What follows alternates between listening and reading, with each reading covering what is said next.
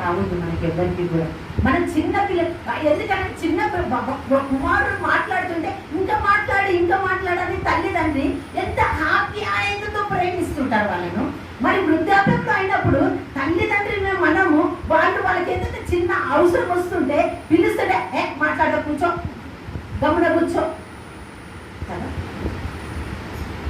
అని అంటుంటారు. మన చిన్నపిల్ల అంత ఎందుకు ఎవరో చిన్న నీకేం తెలియదు. మనం ఇప్పుడు పిల్లలందరూ మనకు తెలివందే, మన పెద్దగానే, మనం చదువందే, జాబులు చేయండి, మనకేం నేర్చుకున్నాం. ప్రతి పిల్లలు అంటారండి, ఇంత చిన్న పిల్లలు నీకేం తెలియదు మమ్మీ కదా.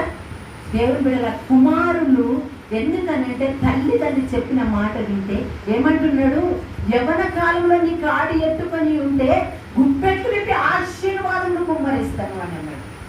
తల్లిదండ్రిని ప్రేమిస్తే, తల్లిదండ్రిని ఒక దూషించి మాట మాట్లాడితే కూడా నువ్వు శాపగ్రస్తుడవు అని అన్నాడు.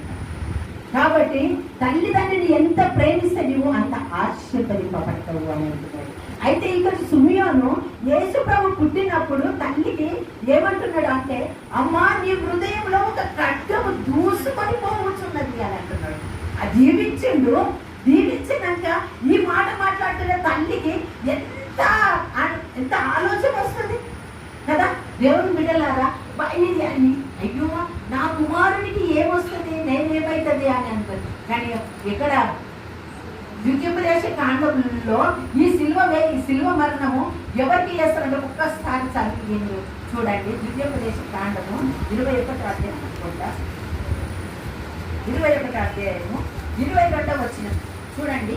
మరణ శిక్షకు తగిన పాపము ఒక్కడు చేయగా అతన్ని చంపి ప్రాణు మీద వేలాడదీసేలా అతని శవము రాత్రి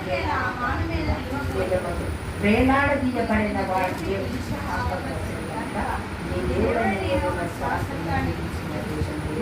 అపవిత్రత. ఎవరంట? ఒక్కరిని చంపినప్పుడు అయితే వానికి మరణ శిక్ష ఏదంట? సిలువ మీద మరణము అని అంట. మరి మన దేవుడు అదే అండి కాదు.